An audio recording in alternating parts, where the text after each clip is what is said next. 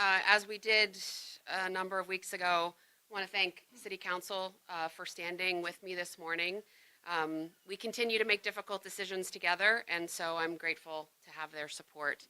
I want to thank all of you for being here today. As you recall, about a month ago at our May 14th press conference, PFM's Managing Director Gordon Mann and I stood with members of City Council to outline the City of Erie's five-year financial outlook. We talked that day about a lot of things, but mainly the difficult and necessary steps that lay ahead.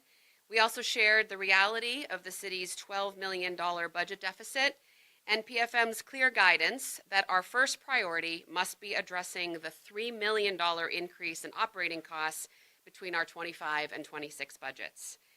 We said that day, and we did immediately get to work with the city's leadership team on that task, but we also honored our commitment to transparency throughout this process. 2 weeks ago, down in City Hall chambers, I held employee town halls with our staff where they were able to ask their questions and voice their concerns openly and honestly. I promised then, as I promise again today, that we will continue to be transparent, accountable, and respectful throughout this process. Because even though this crisis is urgent and difficult, we can never lose sight of the fact that the decisions we are making here on the 5th floor and of course down in City Council chambers directly impact the lives and the work of our city employees and by extension, our residents. I want to be clear, we don't take any of that lightly, which brings me to why we are here today. As part of our effort to reduce the $3 million operating increase, I regret to announce the elimination of 6 city positions last week, including 3 positions within the mayor's office, 2 positions in public works in our special events and parks bureaus, and an assistant fire chief position, which recently became vacant due to a planned retirement. Identifying these positions was a terrible choice. Our goal was to minimize impact on our residents while also demonstrating that accountability on this issue and every issue starts at the top. For that reason, I felt it was important to begin with reductions within my own office, within the mayor's office, to show that we are willing to make difficult choices within our own team before asking others to do the same. Before I speak about the cost savings associated with these changes, I want to be absolutely clear. No budget line item or spreadsheet can fully reflect what these positions represent. The employees impacted by the decisions we made last week are colleagues that we have come to know and respect and appreciate. And I want to take this opportunity to publicly thank them for their years of service and dedication and care for our city and its residents. I also want to acknowledge the very real impact these eliminations had on them and on their families, and say again how much I regret that we are in a position to make these difficult decisions. But leadership requires us to hold 2 truths at the same time, that these decisions have real human impact, and that it is our responsibility to ensure the long-term financial stability of the city that we all love and we serve. To that end, I want to note the cost savings associated with these 6 positions will total about $600,000 annually, meaning that just this year we'll save about $300,000. Obviously, this decision and the associated savings will not solve our financial challenges alone, but they are an important step in the right direction. I also want to be clear that these decisions and this announcement are the beginning of our work, not the end. This is one of a series of informed, deliberate, and necessary steps to stabilize the city now and secure a stronger, more sustainable future for Erie. These challenges did not emerge overnight, as you all know, and the solutions will take time. PFM will be back in Erie next week to conduct complete management audits with 4 of our largest departments. That's with fire and police, as well as public works and the Department of Neighborhood and Economic Development. We will then receive their full recommendations by August, which will help guide us in the creation of our 2027 budget this fall. Also, as I shared back on May 14th, I have asked each of my department heads to identify real and immediate cost savings in their budgets. I want to thank them publicly for their hard work in truly combing through every single purchase they make.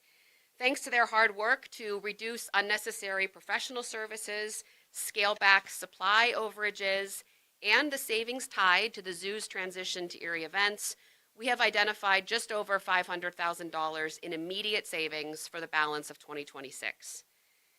Through all of this, we remain committed to making the hard decisions, being transparent at every stage, and standing with our employees and our colleagues on City Council and the entire community as we continue to move forward.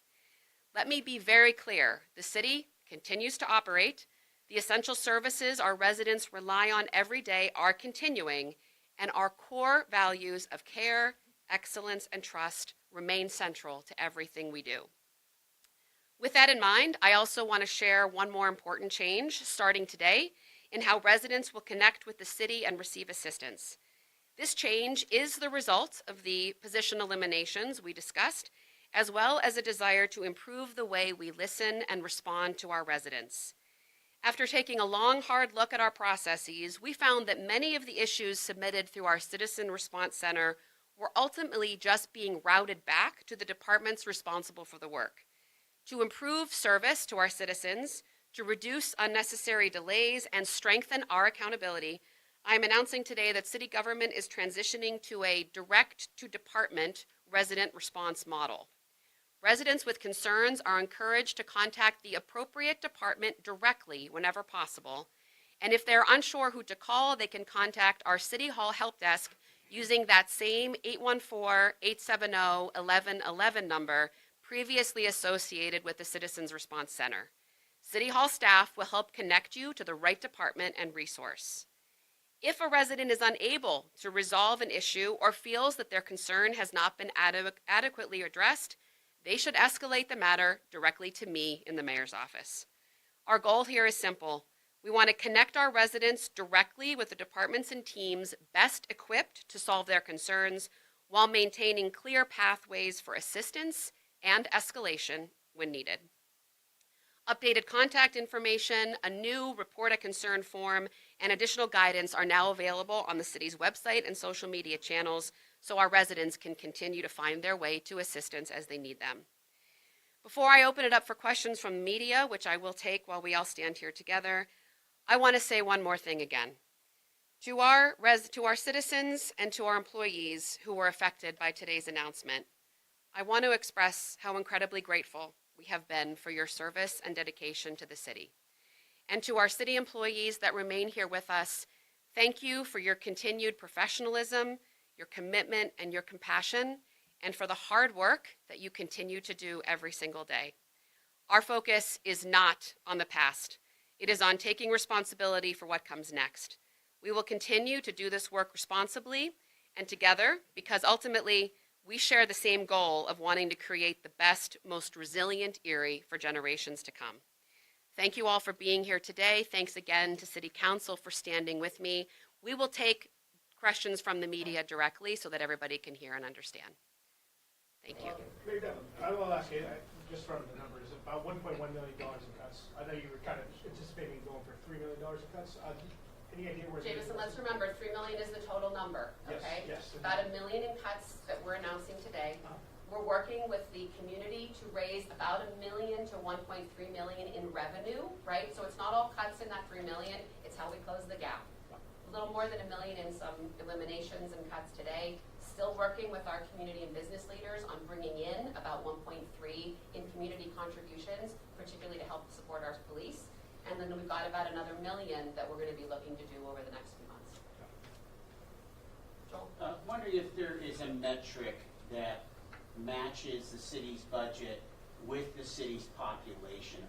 In the end, are you looking for some kind of a equation that way? I mean, I think PFM will bring to us some recommendations. Let's remember they do this work across the state, so they're very familiar with our larger and smaller communities.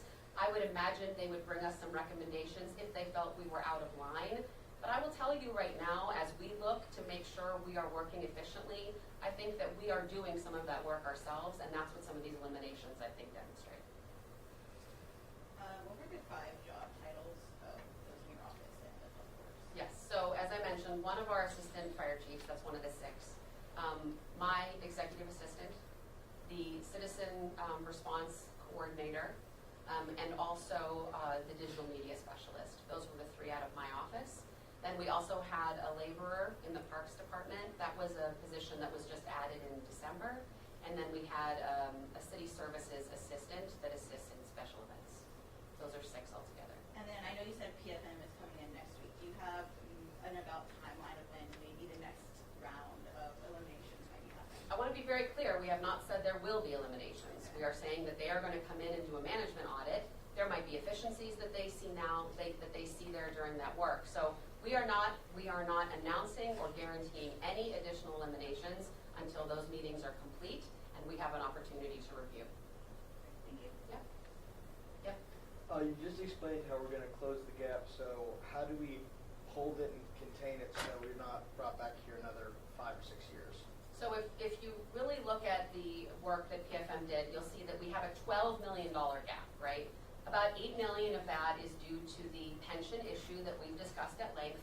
That's a one-time problem that we have to correct. That will not be ongoing. This $3 million number that PFM has indicated is the difference between last year and this year. These are cuts that will continue into the future. So these eliminations, we're not going to add those positions back next year. The last bit of that $12 million is about a $2 to $3 million structural deficit. That is the ongoing piece that will continue to plague us. But we need to get through these bigger numbers first and then work with PFM on how to deal with that moving forward. But that ongoing problem is more 2 to 3 million, and that's what some of their recommendations will help us address. Just wanted to ask about direct-to-department resident response.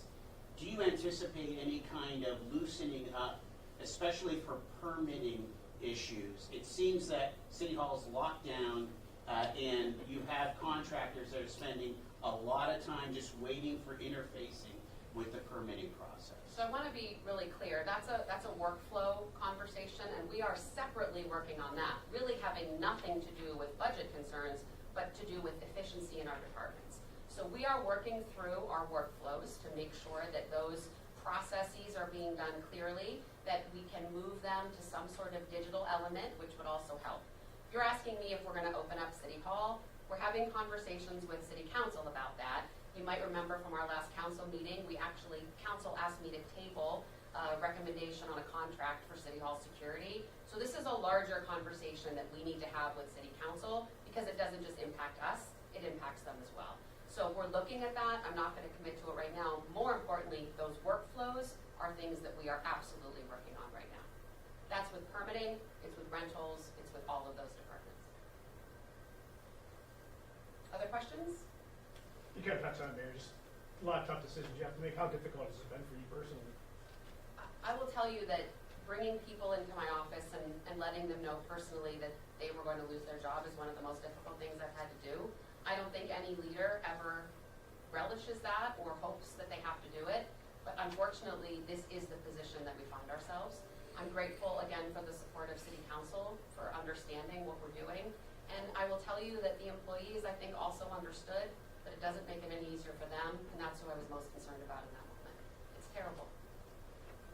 I don't know if Dr. Titus, you wanted to add anything? I don't want to hold the podium if you had anything to add, or?